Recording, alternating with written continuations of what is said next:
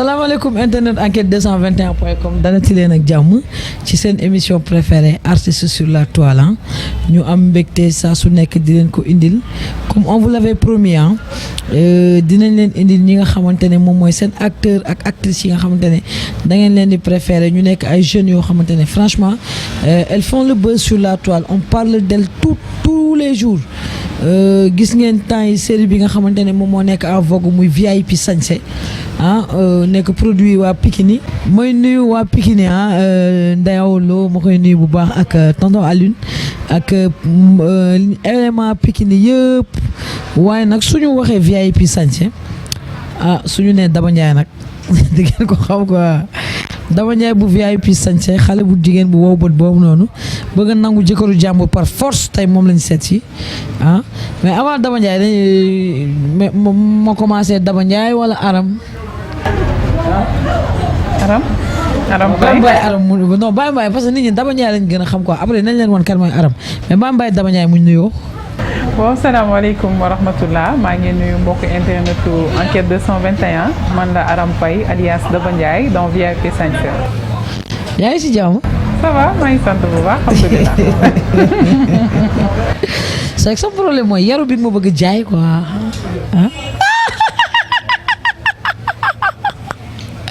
da nga fóot nag loolu moo merci yow da nga fos. non mais dama yaru man ku xool sama image xam ne ku sage la macha allah xale bu yaru la donc ça va dama yaru nii laa mel. mais li Sénégalais di waxtaanee nag tey garaaw bàyyi ma nangu quoi rafet bi. bilaay walaay kon def naa. non rafet quoi. merci lu ma métti la maa ngay wax lu ma métti dangaa rafet lu ma métti du ma la sax faale. yow yëgoo loolu yow. non yëgu ma ko nag xale yee ma koy wax mais gëw ma ko daal ba tey des na. kon yëgoo ne da nga rafet nii daal. non.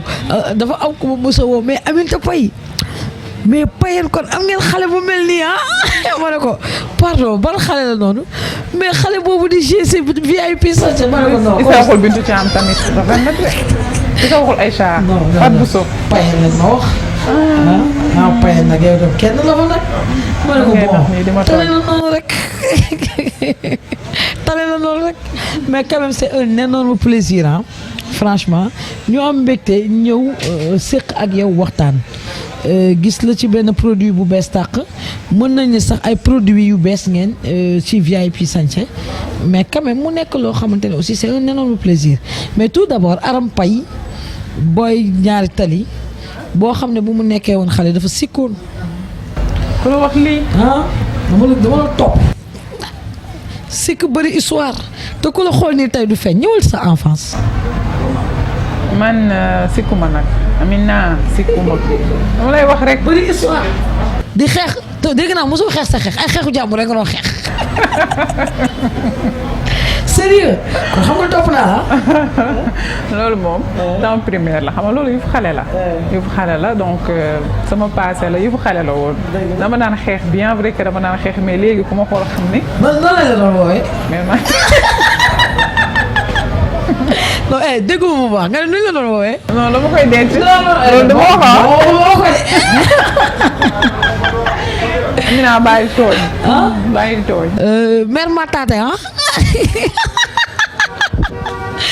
mère Matate lañ ko doon woowee ndax bëri histoire mun a xeexu jàmbur mais quand même sa enfance ñaari tali nga dellu si waat si. imam 1. sama primaire imam Abdou Ndiaye 1 laa ko defee. xeex yëpp mag yi ngay wax yëpp foofu la woon. mais bi ma génnee dem Kennedy moom wax dëgg yàlla ma changé. sage civilisé. bàyyi xeex bi bàyyi xuloo bi daan. léegi au lieu de mère Matate nga nekk la jeune fille coquine. waaye xam nga commencé bëgg àdduna bàyyi yëfu undu yi. di def yëfu ku civilisé. mais quand même nag am nga niveau d'étude bu sori. waaw ba fan. Amina nag def naa sama benn bac aw ma bàyyi. non en fait yow sori nga non mais dinaa sori. oui parce que fii dafa am classe góor ñi comme ni ñu koy waxee. non ñun xamuñu loolu de. dañuy def benn yoon bu baaxul rek ñu bàyyi. amul sax nga làbbali non temps bi moom amul quoi temps wu làbbali ak genre yooyu noonu yaa ma gën a naw mënta ne. oui def nga bac amoo nga dem. et ça te fait pas mal tey amoo ci ay regret. non franchement on ma si regret. études yi moom xam nga rek parfois ku nekk ak sa chance. parfois da ngay gis ñoo xam ne dañ ciy réussir mais la plupart dañuy jàng ba sonn jàng yàgg ci banc yi dem ba université te duñu réussir ci seen chemin bon bu ñu jëloon.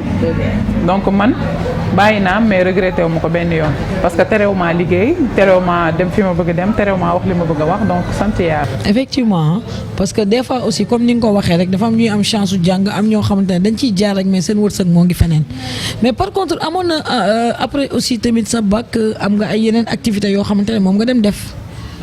après bi nga defee amoo tu t'es lancé dans des activités. bien sûr par exemple bien sûr. xam nga man nag damaa xaw a polyvalente souvent damay jóg dama koy wax donc man bàyyiwuma dara. en quelque sorte à part métier d'actrice bi ma nekk donc maa ngi yëngu ci business yu bari bu comme stylisme comme man def naa stylisme à Ismot après voilà donc maa ngi def aussi maa ngi am benn institut de beauté Ramchou Beauty donc voilà maa ngi liggéey ci kii bi ci salon bi nga xam ne dañuy def genre lépp lu laal beauté la beauté de A à Z lépp lu laal taaru jigéen maanaam coiffure. ko bëri titre. non mais xam nga jigéen ñi laa fi nekkal nag.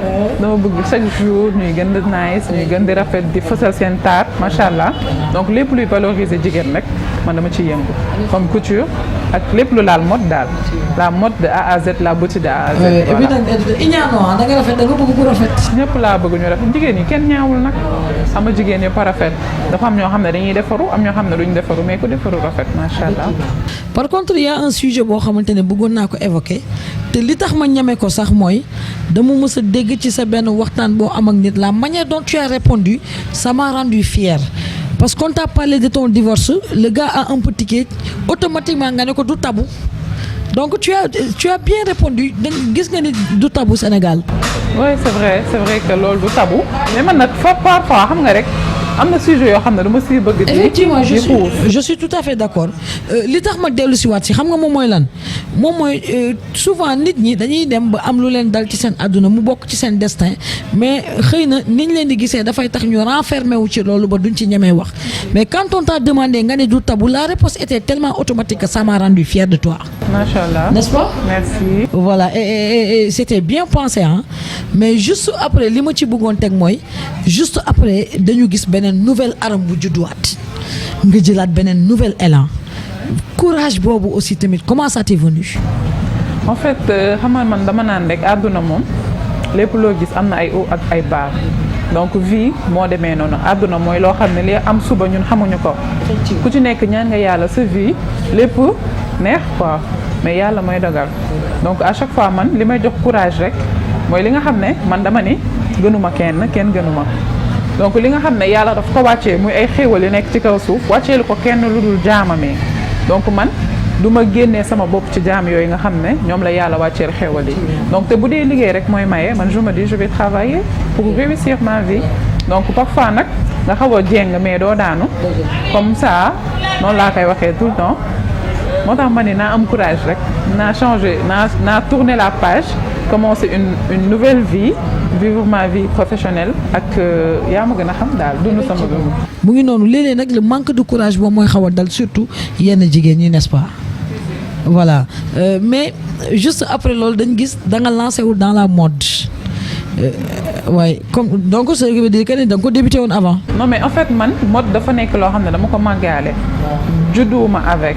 parce qu'on n'est pas avec la mode mais da ngay màgg mu doon sa passion am parfois da ngay jàng yaa ngi def sa formation en médecine mais stylisme moo nekk sa passion tu vois donc man je suis une passionnée de la mode depuis ma nekk jeune donc avant daan naa def ay défilé yu ndaw yéeg ci ay podium di défilé mannequinat voilà genre yooyu noonu fa laa commencé après ci laa xamante que une certaine Mamika mu daal di may yóbbu ren d'été ma daal di koy jël donc bi ma defee défilé ren d'été ba pare si laa nag affaire yi gën ma dugg ma commencé bi ma demee Ismot balaa def sama formation en stylisme modélisme et accessoires de mode jàng ñaw jàng defar ay accessoires jàng coupe et tout tu vois mais du ma ko pratiquer certes mais boobu mi ngi fi xam-xam bi mi ngi fi donc à chaque fois damay jël samay tissu yóbbu ci samay tailleur ñu daal di expliquer leen wan leen modèle bi ñu daal di dagg ñaw comme doo am temps pour toog ci machine di ñaw et tout moo tax mais bien vrai que aw ma jot bi mais maa ngi ciy liggéey.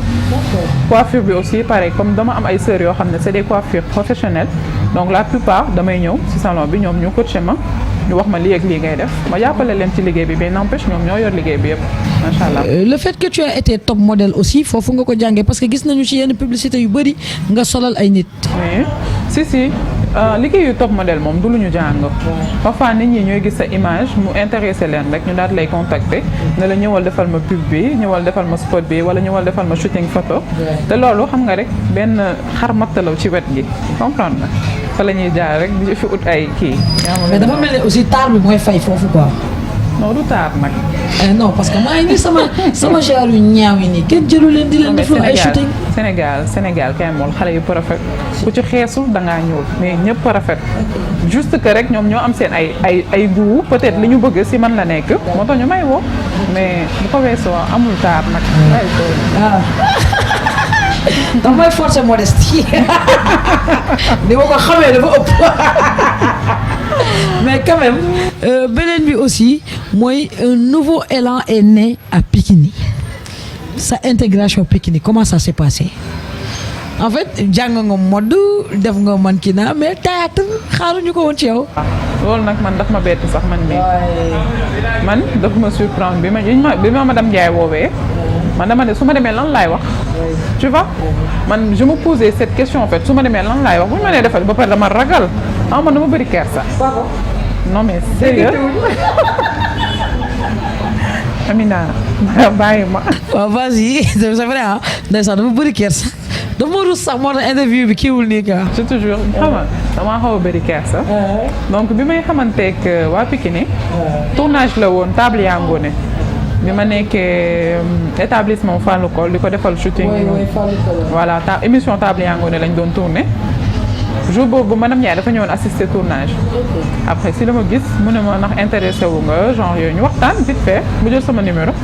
par la suite bi projet VIP bi taxawee mu woo ma daan ma ñëwal def casting bi boo ko réussir ñu jël la nga joué. ma ne ko ok pourquoi pas après si laa dem daal di def casting bi ñu jox ma rôle Daba Ndiaye man déjà xaw ma woon ban rôle laa fay fekk. ñu jox ma Daba Ndiaye mu doy waar mii nga xam ne. non Daba du nit. waaw léegi rôle Daba Ndiaye bu doy waar. Aram Pay ko je connais des fois su ma seetaan nii mais daf may def kaa da nga répété wala da nga am koo tricher si wet gi. répété wu ma de. équipe technique bi ñoo xarañ. yow nga fekk Aram Pay bu timide boo xam ne buy wax du siggi xool nit nga jox ko rôle Daba boo xam ne jaxase fen. ruube kese la nekkee ci kër. man nañ taxaw ci fen yi say inspiration fan ngay inspiré woo mais léeg-léeg nga wax loo xam ne mais ma ne mais kii moo mën a fen ni ko Diop Fall di waxee. xam nga rek ba faa nag ñun dañoo yaakaar ne ñun suñuy waxu bopp la ñuy wax alors que du ñun de tonton Alioune mooy bind film am daal di bind scénario ba metteur en scène bi Saliou Ndiaye maa ngi koy nuyu de passage Saliou Ndiaye daal di ñëw yokk ci ay filmam Trezeguet suñu réalisateur moom kenn du moom Trezeguet ñëw def si xorom si. am na benn bés da nga yéexi ñëw ñu laaj la nga ni benn mbott moo accidenté seen koñ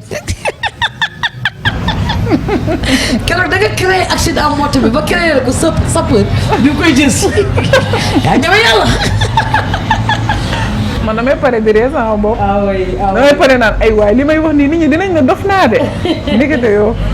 mais ça fait plaisir quand même parce que xam nga c'est des choses yu irréelles mais buñ la gisee fulla bi si àndal booy wax non mais dañ koy mujjee gëm en fait.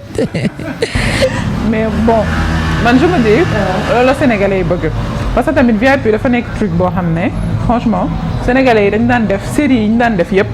dafa xawoon ndiroo en quelque sorte. mais si VIP dafa ñëw nekk sitcom boo xam ne dafa génn ci loo boobu noonu tu vois. léegi Sénégalais yi ku bëgg reetaan da ngay dugg VIP nga toog fekk fa ay nit yoo xam ne dañoo civilisé. sol lu rafet ba pare di wax waxi daw. surtout bi ci gën a intéressé xam nga Sénégalais yi dafa bëgg sañse. waaw Sénégalais dafa bëgg sañse te yéen ni ngeen indi VIP sañse ñaw yu bees yi donc dafa mel ni léegi da ngeen di inciter nit ñi ci li ñu bëgg ñu leen di seetaan. c'est ça dañoo fekk ci population bi li ñu bëgg. parce que tamit à part si comédie bi ñuy def dañuy liggéeyaale ci biir ak tailleur yi parce que tamit ñi ngi dimbali waale tailleur yi ñuy génnee seen ay modèle ñi ngi dimbali waale maquilleuse yi ñu ngi génnee seen talent coiffeuse yi pareil donc VIP ça touche ça lépp lay laal en fait bàyyiwul dara donc VIP sañse ça résume tout VIP sañse voilà en plus de cela xam nga rek sunu acteurs yi dañoo graaw Bintu Thiam africain yi bëgg nañ ko du mën a sénégalais yi mais peuple bee ko bëgg Fatou Bousso ay tubaabam mën na lu ne man ñoom ñaar non mënuma leen muñ non Fatou Bousso dinaa toog ak moom quoi laaj ko moom ci ban vocabulaire la tënku parce que du bu Molière bi ma xam man. am na benn jour mu ne Molière nous a trompé ah. moom la trompé moom. mais quand même fit gi nga àndal ci bëgg nangu jëkkëru jàmbur tamit lan la tamit dama ñaay. xam nga nag foofu noonu. dama ciy wax naan tuuti rek laa ciy wax. xam nga Bintu Thiam dafa bëgg xew. talu jëkkëram. déjà kooku sama wujju boobu du ma xam. Fatou Bousso dafa nekk koo xam ne moom. ndeysaan dafa bëri chichi yi bëgg àdduna ñeme yàq te man nag ndeysaan damaa muus. seen jëkkër merci may dimbali may sa caam may sa sama jëkkër jooju nga xam ne macha allah daa baax.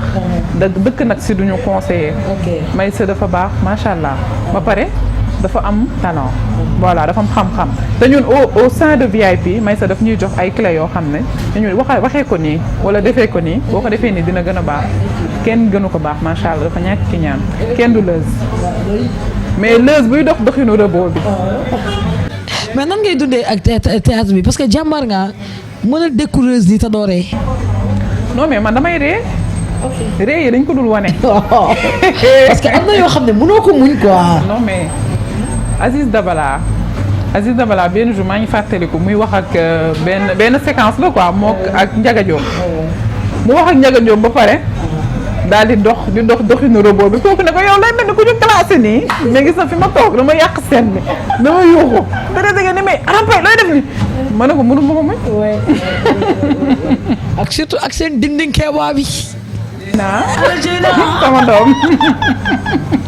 mais nag daa mel ni moo nar a yàqal ci mooy sa caama. Zeyna lu ma lal mu laal di. Zeyna lu ma bax mu ngeer ko Zeyna wàcc ma.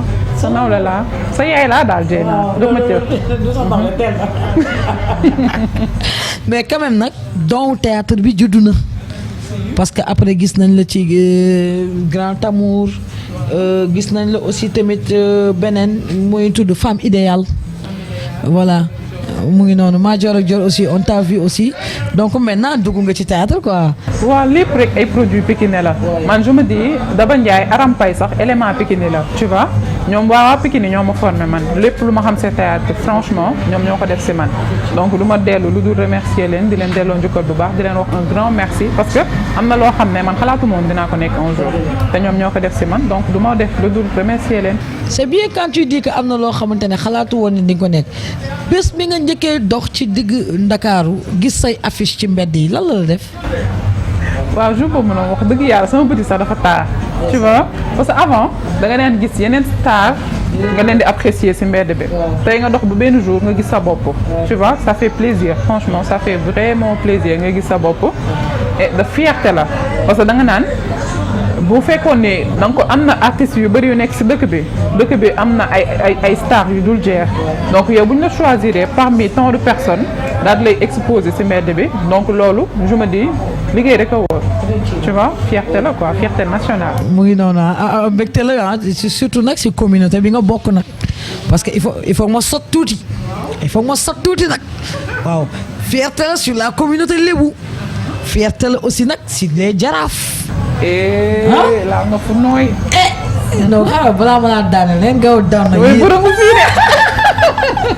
mais quand même aussi tamit beneen bi gis nañ ne aussi tamit petit à petit yemoo ci loolu parce que nag yaa ngi ci benn télé de la place di fa liggéey en tant que benn présentatrice rubrique. oui en fait fan yii c'est récent sax loolu moom yàggul maa ngi ci benn télé di fa liggéey macha allah te liggéey bi rafetlu naa ko aussi parce que méttiwul xam nga dara méttiwul man je me dis jigéen laa et dama toll ci liggéey dama war a prouver sénégalais yi ñi ngi xaar Daba Ndiaye ci facette bu nekk sénégalais yi ñi ngi xaar Aram Pay ci façon bu nekk donc man dama war a prouver dama leen war a wan li ma mënee bu ko defee ñoom aussi ñu jàppale ma ci bu baax parce que tamit mënoo dem sans nit ñi fans yi à chaque fois da ngay romb ñu lay woo di lay bëggee di la ñaanal amoo seen fay donc looloo tax rek ma ne xaaral rek ma liggéey.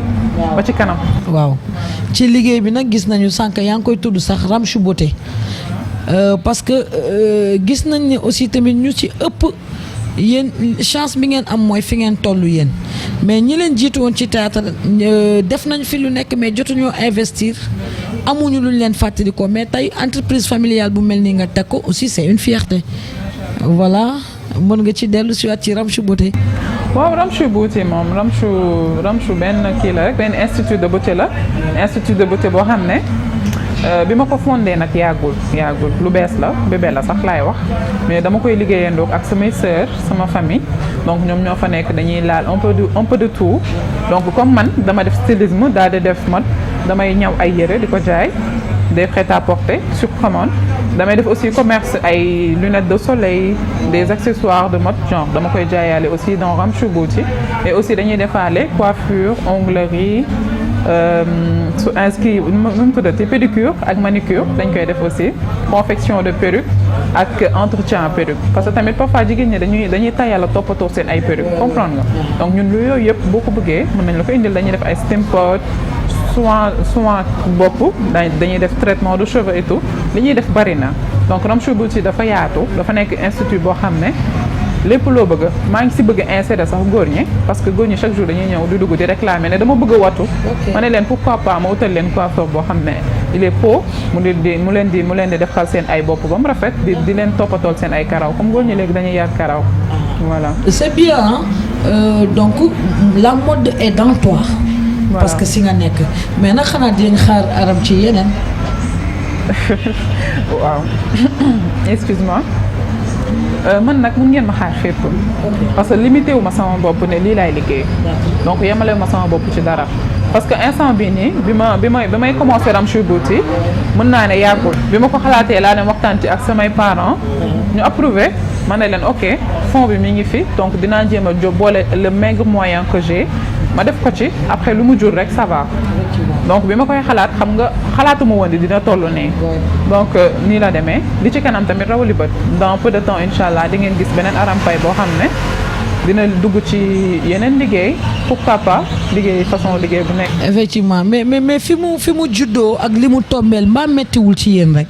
non ça va nag parce que tamit man je me dis lépp lu am rek dañ koy sante yàlla parce que chaque jour daawoo gagné li nga daan gagné tey donc boo xëyee am institut boo xam ne même boo tëddee di nelaw sax yàlla mi ngi lay suturaal am na lu muy génnee sant yàlla la kon donc man je me dis lu yàlla indi rek ma ne alhamdulilah. mu ngi noonu voilà mu ngi noonu beneen bi aussi tamit dugg nga ci milieu boo xamante ne vous êtes exposé moom mooy art parce que mënatuñ la ñàkk tudd ci milieu artistes yi mais avec ak nga nekk ko am des parents lébu te ñu gis lébu ni ñu nekkee des conservateurs est-ce que c'est pas un peu difficile.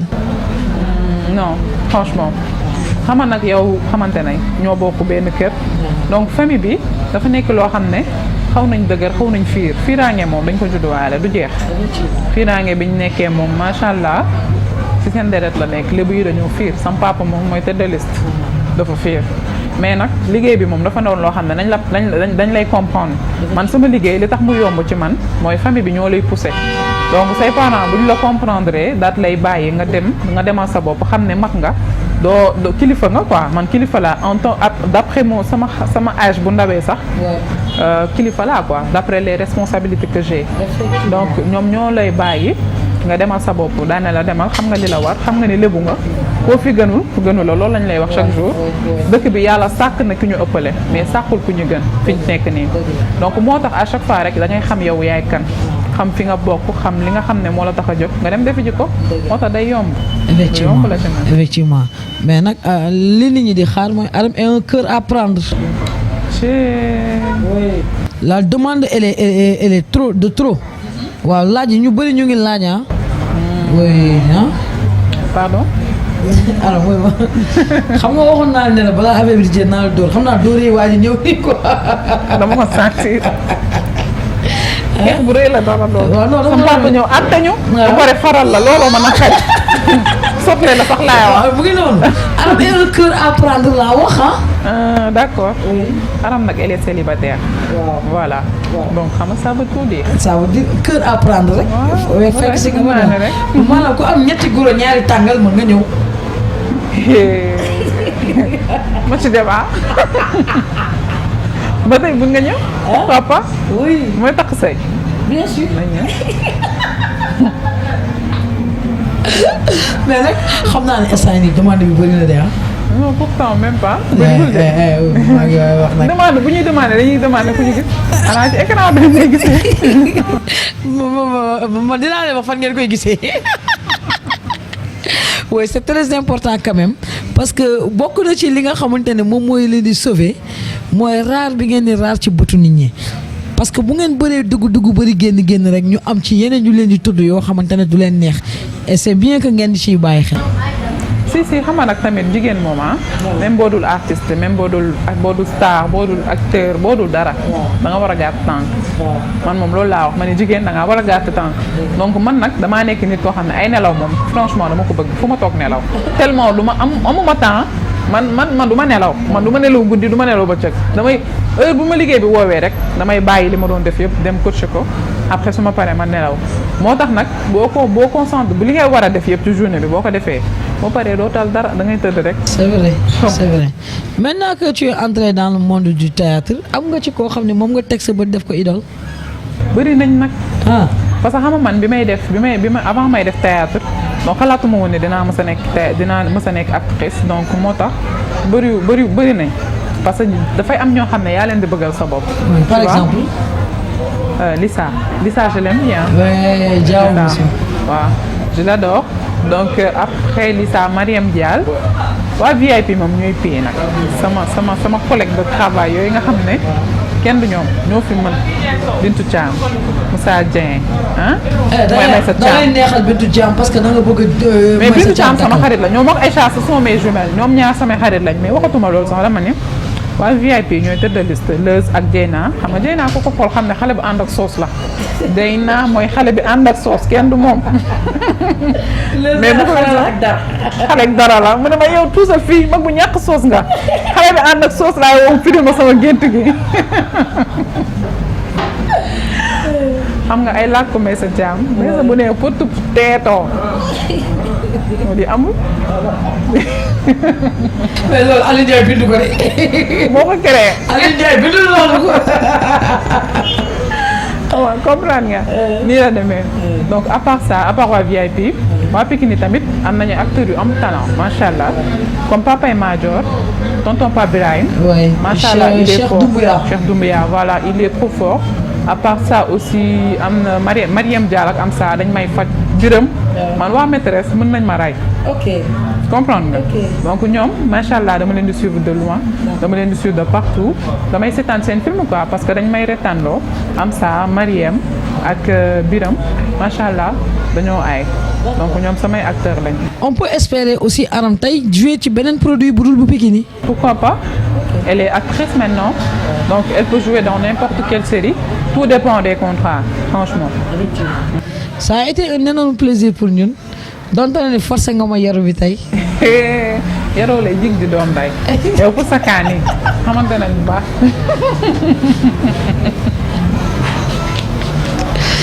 c'est que li ma metti mooy li mu leen di wane ak man ni ma ko xamee quoi. gis nga xoolal du Aram Pay de dafa njaay la.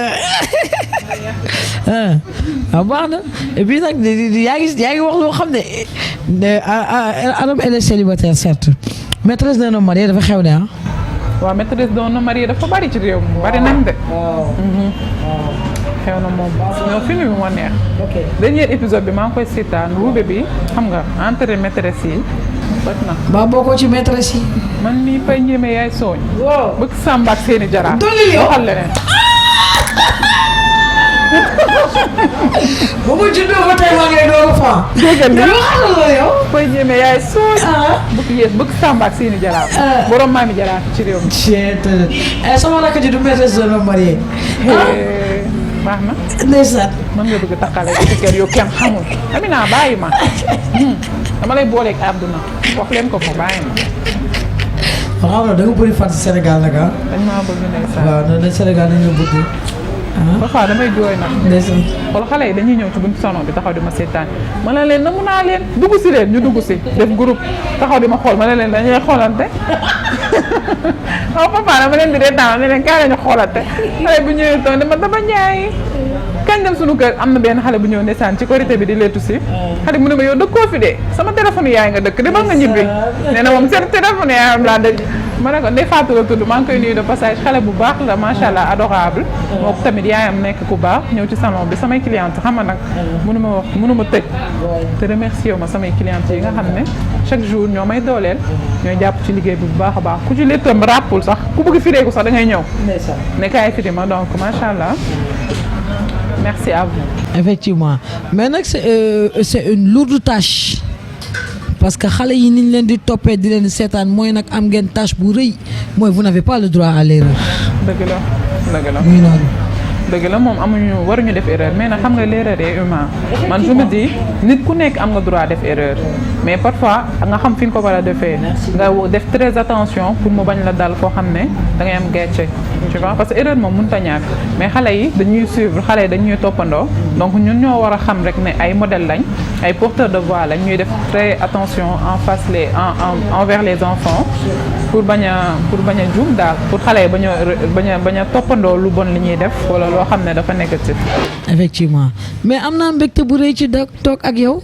maa la gën a kontaan. Paye Diémé yaay Sogne. sama rakk ji nag kontaan naa tey nag franchement parce que c'est un énorme plaisir elle fait ma fierté sama rakk la su ma koy seetaan ndeysaan je sens que damay seetaan ku bokk sama famille koo xamante ne defu fi benn dégât defu fi benn délit. Paye Diémé mu fi dégg oto bi jël siiw ma. mu ngi noonu taxaw police ñëw taxaw sapeur corné.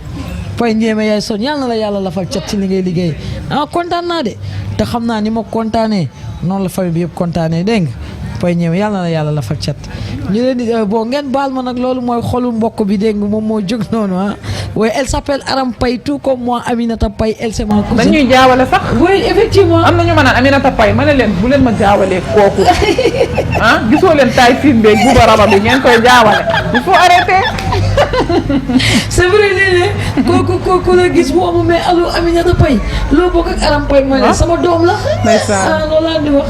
sama doom la xam naa ne boo fa jaaree sax yàq ma mais may naa la loolu dégg fa laay nekk di la waxal yoo xam ne ma naan bu ma déggee rayati ma yàgg na maa dóor ba muy bëgg a dee kii ni nga koy gisee ne dooram ji yëpp man la koy dóor léppam man la koy dóor. xam naa nag am na sa ay nit yoo xam ne bëgg nga leen sant gërëm leen ma maa la may loolu bonus la ko. dëgg la nag xam nga nag feccum liir bu neexee. mais bu fa jooy de. non du ma jooy. xam nga dama xool damaa gaaw a jooy mais. tey du ma jooy du ma ko taayee di ko wax. donc à chaque fois damay gërëm ñi nga xam ne ñooy sama doole ñooy sama lépp macha allah mes parents sama yaay sama papa mënuma dem te gërëmuma leen. tu vois sama papa sama yaay surtout dama koy ñaanal gudd fan nag mooy yàlla ba ma yeggale sama yéene ci ñoom. tu vois di gërëm ñi nga xam ne ñoom laa bokkal liggéey yëpp nag. parce que am na tailleur yoo xam ne yére bu ma solee yére bu rafet ñoom la te ñoom kenn du leen gis am na ay acteurs yoo xam ne ñoom laay bokkal liggéey bi ñu may jox may recevoir di mën a jouer ñoom tamit mënuma dem bàyyi leen tu vois am na ñi nga xam ne ñoom laa bokkal institut de beauté bi ñuy liggéey macha allah Aram Paye la ñuy dégg ci kaw mais ñoom ñoo nekk ci ginnaaw di def liggéey bu rafet bu mucc ayib macha allah di leen remercier bu baax du ma tàggatoo nag sans pour autant remercier ñi nga xam ne ñooy samay clientes ñooy ñëw fii ak samay fans yi nga xam ne ñoo may seetaan macha allah di remercier ñëpp tey nag damay nuyu sëñ Saliou Fata bi depuis Touba di ko nuyu di ko jox wàccuwaay bu baax a baax sama xarit bu baax boobu sama sëriñ boobu. doy na wala mu dolli la. boo bëggee ñu dolli. gërëm bi du jeex si nga xamal man nitu nit ñi laa. nitu nit ñi laa xam nga waa Ziguinchor mënu ma leen bàyyi ñoom sëñ aale déwlin aale loo mënu ma ko bañ a tudd daal xam nga sama xarit la sama ku baax la macha allah depuis Ziguinchor maa ngi koy nuyu. donc ñi nga xam ne ñoo nekk Dakar nag waa Pikini production très égé sama manager bu baax fi sama xarit maa ngi lay jox ñaari loxo équipe technique VIP sañse fàttewu ma leen yéen ñëpp maa ngi leen di nuyu. waaw man ma gërëm sama équipe technique équipe technique bu enquête 221 Roger Mor man comme moom gërëmuma maa ngi gërëm sama bopp maa ngi gërëm sama bopp dégg nga ak sama tailleur yi may ñëwal ak man mii di solal sama bopp jërë ngeen jëf.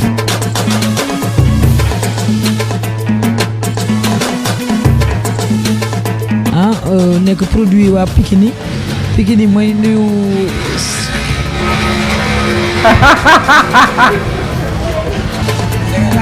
ah non ñaar moom